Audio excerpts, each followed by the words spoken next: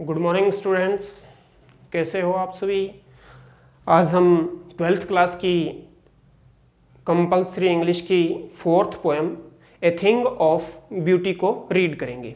A thing of beauty जो है वो जॉन कीट्स के द्वारा लिखी गई एक शांति प्रिय या जो मतलब ब्यूटी से संबंधित सुंदरता की परिभाषा बताने वाली जो है, सुंदरता की विशेषताएं बताने वाली एक पोएम है। इस पोएम में बताया गया है कि इस संसार के अंदर सुंदरता से जो हमारे मन में आने वाली जो सैडनेस होती है, उदासी होती है, हम सुंदरता को देखकर किस प्रकार से उस उदासी को दूर कर लेते हैं। जैसे उगते हुए सूर्य को देखते हैं, अस्त होते हुए सूर्य को देखते हैं, कितना सुंदर दिखाई देता है, हमारे मन को अच्छा लगता है, तो हमारे मन में जो उदासी होती है, जो सैडनेस होती है, वो इससे दूर हो जाती है। अब इस पोएम के अंदर देखिए आप, सबसे पहले जॉन कीट्स जो है इनका जन्म 1795 में होता है और इनकी जो डेथ है 1821 में हो जाती है। 26 साल की आयु में इन्होंने काफी कुछ हासिल कर लिया था। आगे देखिए, सुंदरता, जैसे सुंदरताओं में जो रोज होता है, गुलाब होता है, वो उसको देखकर हमारा मन कितना प्रफुल्लित होता है। जो उगता हुआ सूर्य होता है या अस्त होता हुआ सूर्य होता है, उससे हमें कितनी खुशी मिलती है। अब पोएम का नाम ए thing of beauty, a thing of beauty यानी सुंदरता की एक वस्तु।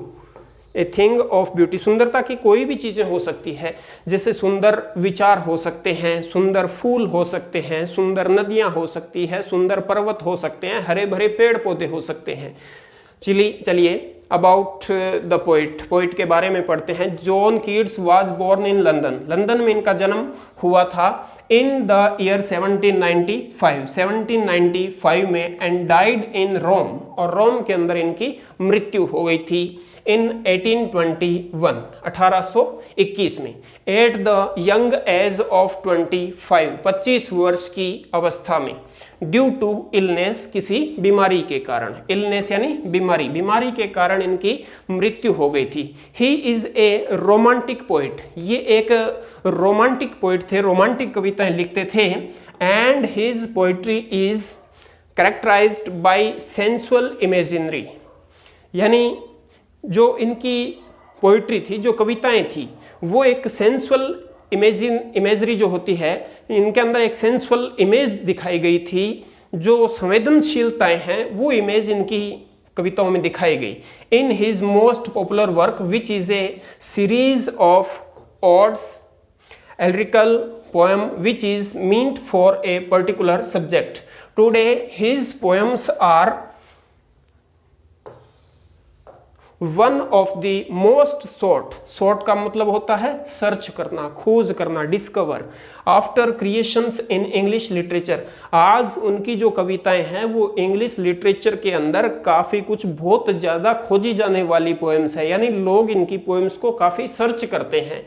The above given poetry is an excerpt from his poem Endymion, a poetic romance, 1818 में लिखी गई थी। यानी इनकी ये जो पोएम है ए थिंग ऑफ ब्यूटी, ये इनकी एक क्रिएशन थी, एक रचना थी जिसका नाम था एंडीमियन ए पोएटिक रोमांस। ये इनकी एक बड़ी पोएम थी, इस एपिक पोएम थी। इस पोएम से ये हमारी जो पोएम दे रखी है, ये इस पोएम का ही एक भाग है, यानी ए पोएटिक रोमांस का ये भाग है। Considered to be an epic poem, इसको एक एपिक पोएम माना जाता है। एपिक पोएम यानी जो एक एपिक पोएम जो होती है वो काफी बड़ी पोएम होती है। आगे देखिए इस पोएम के बारे में। इस पोएम का जो बैकग्राउंड जो है, वो बैकग्राउंड क्या है, background of the poem. A thing of beauty, a thing of beauty based on Greek mythology, यानी ये थिंग ऑफ ब्यूटी जो है वो एक ग्रीक कंट्री की मैथोलॉजी के ऊपर आधारित है। ये किसके बारे में लिखी गई है? अबाउट ए शेफर्ड, शेफर्ड होता है भेड़ों का या पशुओं का जो गवाला होता है, उस गवाले के बारे में। नेम्ड एंडीमियन, जिसका नाम एंडीमियन था। His quest for his, quest का मतलब भी होता है सर्च करना।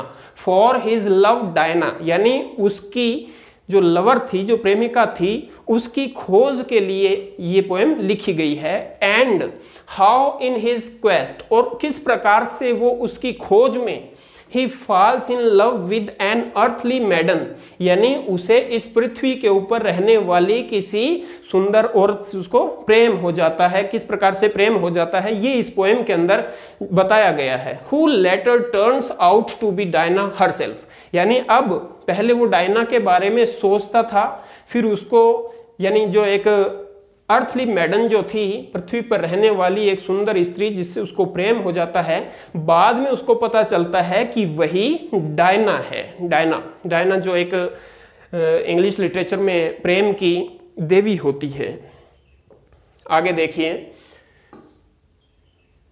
ए thing of beauty, first stanza जो है वो पढ़ रहे हैं अब हम इसका। ए थिंग ऑफ ब्यूटी, सुंदरता की कोई भी चीज हो सकती है, कोई स्टेटमेंट हो सकता है, किसी के द्वारा कही गई कोई बात हो सकती है, कोई जो नेचर की चीजें हैं वो हो सकती है, सूर्य हो सकता है। Is a joy for ever, वो हमेशा आनंद प्रदान करती है, यानी थिंग ऑफ ब्यूटी जो होती है वो हमेशा आनंद प्रदान करती है। इट्स लवलीनेस इंक्रीज, इसका जो लवलीनेस होता है, जो इसकी सुंदरता होती है वो हमेशा बढ़ता है। सुंदरता हमेशा क्या करती है, इंक्रीज होती रहती है। It will never pass into nothingness, nothingness mean होता है शून्य, जीरो, कुछ भी नहीं, यानी ये कभी भी जीरो में परिवर्तित नहीं होती। जो सुंदरता है, ब्यूटी है, ये कभी भी नथिंगनेस में चेंज नहीं होती। But will keep a बोवर quiet for us, बल्कि ये हमेशा हमें एक छाया प्रदान करती है। बोवर मतलब एक जो पेड़ों की घनी छाया होती है, वो छाया हमें ये सुंदरता प्रदान करती है। जैसे पेड़ की छाया में बैठने से आराम मिलता है, आनंद आता है, सुख चैन मिलता है, इसी प्रकार जो सुंदरता होती है, ब्यूटी होती है, इस ब्यूटी को देखकर हमें आनंद आता है, हमें मतलब मन को शांति मिलती है। And A sleep full of sweet dreams, और सुंदरता को देखकर इस पेड़ की जो सुंदर छाया होती है, उस सुंदर छाया में हमें a sleep full of sweet dreams, यानी अच्छे सपनों से परिपूर्ण नींद हमें आती है। एंड हेल्थ, और हमारा जो स्वास्थ्य है वो भी अच्छा रहता है। एंड क्वाइट ब्रीथिंग, और हमारा जो श्वसन है वो भी बड़े शांत भाव से, अच्छे भाव से चलता है, उसमें भी यानी जो सांस है वो कम या तेज नहीं होती है, वो कंटिन्यू चलती रहती है। आगे इसमें देखिए, अब इसी पोएम का आप एक्सप्लेनेशन देख सकते हैं। द पोइट सेज, कवि कहता है, क्या कहता है? The poet says that beauty stage for ever, कवि कहता है कि ब्यूटी हमेशा रहती है। इट नेवर फेड्स अवे, ये कभी धुंधली नहीं होती, कभी फेड नहीं होती। रेदर इट इंक्रीज, बल्कि ये बढ़ती है। विद द पासिंग टाइम, समय बीतने के साथ साथ, पासिंग टाइम समय का बीतना। The perception of the poet regarding beauty is that, यानी अब ब्यूटी के संबंध में कवि का जो विचार है वो that it never goes off, beauty कभी समाप्त नहीं होती विद द टाइम, समय के साथ। Rather it beautifies more and more, बल्कि ये ज्यादा से ज्यादा सुंदर होती जाती है। फॉर द पोइट, कवि के लिए beauty is like a beautiful shady tree, यानी कवि कहता है कि मेरे लिए सुंदरता जो है वो एक सुंदर छायादार पेड़ के समान है। हुज शेड, जिसकी छाया all the creatures can sleep peacefully and enjoy good health, जिसके नीचे सारे प्राणी जो है वो आराम से, आनंदपूर्ण, पीसफुली, शांतिपूर्वक सो सकते हैं। एंजॉय गुड हेल्थ, अच्छे स्वास्थ्य का आनंद ले सकते हैं। अब ये वर्ड देख लीजिए, बोवर शब्द आया था इसके अंदर। इस बोवर का वर्ड का जो मीनिंग है, बोवर मीन होता है a shady place under a tree, पेड़ के नीचे एक छायादार स्थान, ये बोवर शब्द। आगे के स्टंजा को पढ़ते हैं हम। हाँ, तो इसमें देखिए सेकंड स्टंजा, देयरफॉर, इसलिए। देयरफॉर इसलिए ऑन एवरी मोरो, मोरो का मीनिंग टुमारो से भी लिया जाता है और मॉर्निंग से भी लिया जाता है।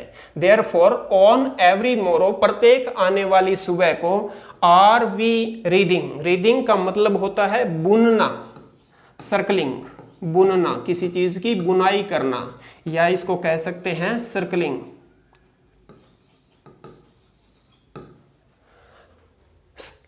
ए flowery band to bind us to the earth. यहां देखिए, आर वी रीडिंग, हम बुन रहे हैं, ए फ्लावरी बैंड, एक फूलों से भरा हुआ बंधन, to bind us to the earth, हमें अपने आप को इस पृथ्वी से बांधे रखने के लिए, पृथ्वी के साथ अपने आप को संलग्न रखने के लिए हम क्या करते हैं, ए फ्लावरी बैंड, यानी जो ब्यूटी है, सुंदरता है, उस सुंदरता का एक फ्लोरी बैंड बुनते रहते हैं अपने आप को इस पृथ्वी पर बनाए रखने के लिए। यानी हमें इस पृथ्वी पर अच्छे तरीके से जिंदा रहना है तो क्या करना होता है कि इस पृथ्वी पर जो सुंदर चीजें हैं वही हमें इस पृथ्वी पर जोड़े रखती है। ये पृथ्वी सुंदर ना हो, बिल्कुल कहीं कोई सुंदरता ना हो, सब यूं लड़ाई दंगे या नर्क जैसा माहौल हो तो कोई पृथ्वी पर नहीं रहना चाहेगा। स्पाइट ऑफ डेस्पोंडेंस, डेस्पोंडेंस यानी निराशा, निराशा, ऑफ द इनह्यूमन डर्थ, यानी अमानवीय जो कार्य होते हैं उनके कारण जो निराशा होती है, of noble natures of the gloomy days, यानी इस नोबल नेचर के अंदर जो अमानवीय जो करते हैं, अमानवीय कार्य जो होते हैं, या फिर जो निराशा होती है, ऑफ द ग्लूमी डेज, जो अंधकार से परिपूर्ण दिन है, of all the unhealthy and other darkened ways, या फिर अस्वास्थ्यकर या फिर जो अन्य अंधेरे रास्ते हैं, मैड फॉर आवर सर्चिंग, जिन्हें हम खोजते रहते हैं, जिनके लिए हम इधर उधर भटकते रहते हैं, जिनके अंदर, यस हाँ, इन स्पाइट ऑफ ऑल, इन सब के बावजूद, यानी हमें दुखी करने वाली कौन कौन सी चीजें, एक तो डेस्पोंडेंस और इनह्यूमन डर्थ और ग्लूमी डेज और अनहेल्दीनेस और डार्कन्ड वेज, ये सारे जो हैं इनको दूर करने के लिए, यानी इन उदासियों को, इन सारे बुरी बातों को दूर करने के लिए क्या चीज है इस पृथ्वी के ऊपर, ब्यूटी है। इन स्पाइट ऑफ ऑल, इन सब के बावजूद, some shape of beauty, beauty की कुछ आकृतियां, moves away the pall, moves away the pall, वो इस पाल को हटा देती है। पाल मतलब इनके ऊपर ढका हुआ एक जो बंधन होता है, जिनके अंदर ये बंधे होते हैं, इनको क्या कर देती है, दूर कर देती है। फ्रॉम आवर डार्क स्पिरिट्स, यानी हमारी जो डार्क स्पिरिट है, जो आत्माएं जो नष्ट खराब हो चुकी है, जिनके अंदर अंधकार में जीवन भर गया है, वो क्या हो जाता है, दूर हो जाता है ब्यूटी से, सुंदरता से। आगे देखिए, अब इसके वर्ड मीनिंग, मोरो, मोरो यानी द फॉलोइंग डे या फिर नेक्स्ट मॉर्निंग। रीडिंग का मतलब सराउंड, एनसर्कल, बुनना, इकट्ठा करना। डेस्पोंडेंस, डेस्पोंडेंस यानी डिप्रेशन, और ग्लूमी यानी सैडनेस, उदास। हाँ, नेक्स्ट स्टंजा इसका देखिए, सच द सन। अब सुंदर कौन कौन सी चीजें हैं इस पृथ्वी के ऊपर, पहले तो जो उदास करने वाली है वो बताया था, अब सुंदरता देने वाली जो चीजें हमें सुंदर दिखाई देती है, जो हमारे मन को शांति प्रदान करती है, ऐसी ब्यूटी कौन कौन सी है। सच द सन, जैसे कि सूर्य का तेज चमकना, द मून, जो चंद्रमा है, चंद्रमा की सुंदरता, ट्रीज ओल्ड एंड यंग, पेड़ पौधे जो कि पुराने हैं या फिर जो नए हैं, छोटे यानी छोटे बड़े सारे पेड़ पौधे। स्प्राउटिंग, स्प्राउटिंग का मतलब होता है अंकुरित होता हुआ या डेवलपिंग, अंकुरित होता हुआ या developing, sprouting, developing.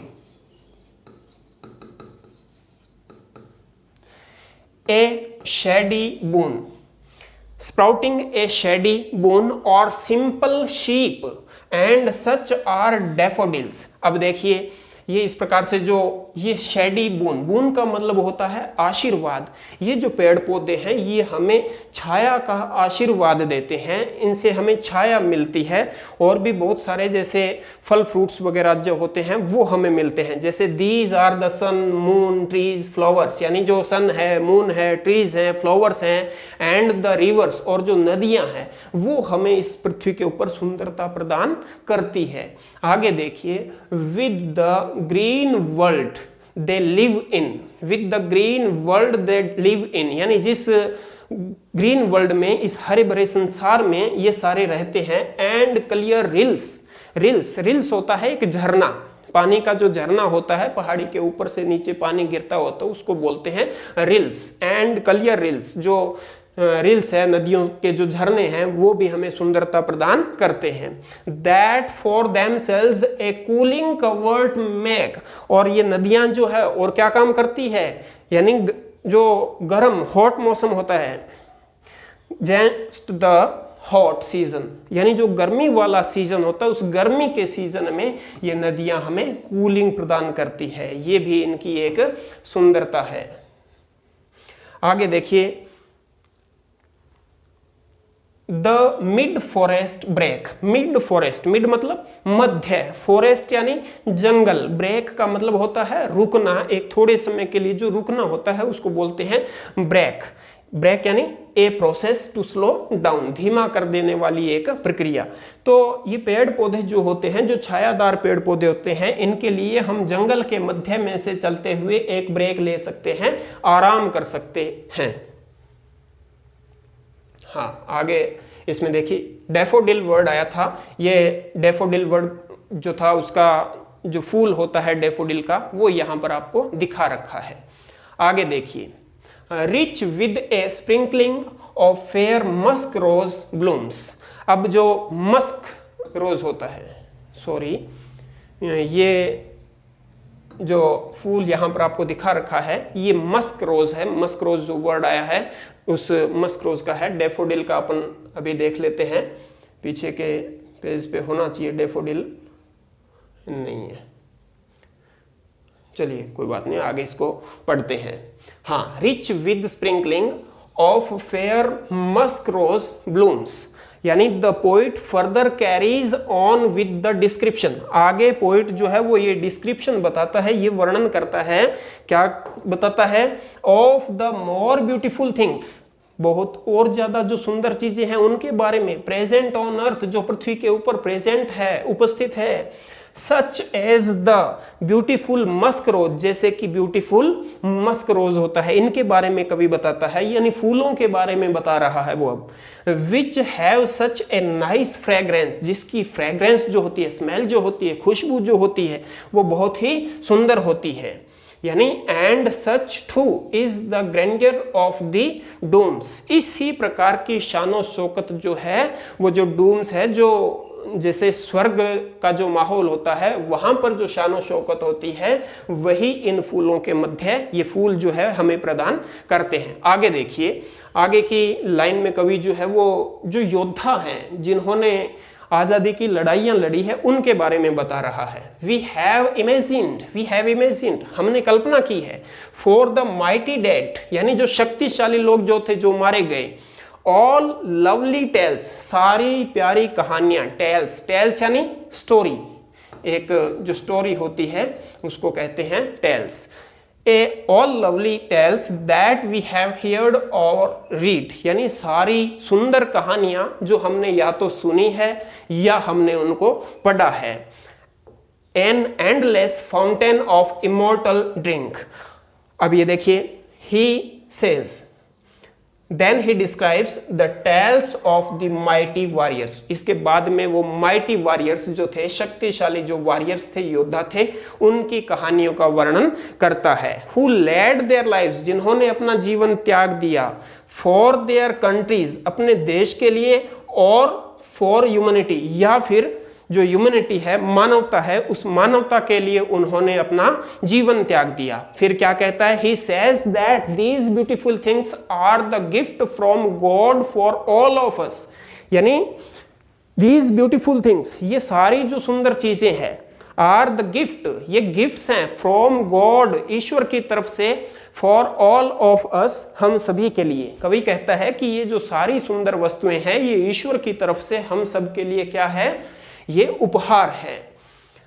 They are like a nectar, nectar होता है शहद, ये जो सुंदर चीजें हैं ये शहद की भांति है, गिवन बाय गॉड, ईश्वर के द्वारा दी गई, अस हमें, एंड दीज आर दोज, और ये वो हैं, दोज ब्यूटीज, वो सुंदरताएं हैं, विच आर इमोर्टल, जो कि इमोर्टल है, अमर है, इमोर्टल यानी अमर, जो कभी मरता नहीं है, विच नेवर डाइज, जो कभी मरता नहीं है, अमर जो है, यानी पृथ्वी की ये जो सुंदरताएं हैं ये सारी सुंदरताएं क्या है, अमर है, ये कभी समाप्त होती नहीं है। Pouring unto us from the heavens brink, अब ये सारी सुंदरताएं जो है वो हमें क्या करती है, एक स्वर्ग जैसी आभा प्रदान करती है, स्वर्ग जैसी जो चमक है वो हमें प्रदान करती है। And give us a reason to live on this earth, और ये हमें इस पृथ्वी पर रहने का कारण देती है, जिसके कारण हम इस पृथ्वी पर रहते हैं। इस पृथ्वी पर जो सुंदरताएं हैं उसी के कारण हम इस पृथ्वी पर रहते हैं। अगर किसी भी प्रकार की सुंदरता इस पृथ्वी पर नहीं हो तो कोई भी मनुष्य इस पृथ्वी पर रहना नहीं चाहेगा। चलिए नेक्स्ट, अंदर यदि आ जाए, ये पूछ लिया जाए कि इस पोएम में ब्यूटी की कौन कौन सी जो बातें हैं जिनका वर्णन इसमें किया गया है, सुंदरता की कौन कौन सी, किन किन सुंदरताओं का वर्णन किया गया है, वो अब इसमें हम पढ़ेंगे। सबसे पहले जो न्यू वर्ड्स हैं वो हमने देख लिए। सुंदरताएं, सुंदरताएं देखिए, लिस्ट, यहाँ पर एक लिस्ट दी हुई है आपको जिसमें इस पोएम के अंदर आई हुई सारी सुंदर वस्तुओं को बताया गया है। The sun, the moon, shady trees, beautiful daffodil flower, streams of water, dense green bushes of forest, ferns where fragrant musk rose grow. Dense, dense का मतलब होता है घना, ग्रीन बुशेस हरी भरी झाड़ियाँ, ऑफ फॉरेस्ट जंगल की, फर्न्स, फर्न्स होते हैं जो पंखों वाले, पंखों की तरह जो पौधे होते हैं, वेयर जहाँ पर, फ्रैग्रेंट मस्क रोजेस ग्रो, जहाँ पर खुशबूदार मस्क का जो पौधा है वो उगता है, ग्रो होता है। टेल्स ऑफ हेरोइक मैन, यानी जो हेरोइक मैन होते हैं, बहादुर जो लोग होते हैं, उनकी कहानियों का वर्णन किया गया, वो भी हमें अच्छी लगती है। बहादुर लोगों की कहानियां सुनना अच्छा लगता है, कायर लोगों की कहानी सुनना अच्छा नहीं लगता। हु सैक्रिफाइस देयर लाइव्स, जिन लोगों ने अपने जीवन का बलिदान दे दिया, उनकी कहानी सुनना हमें अच्छा लगता है। चलिए आगे चलते हैं।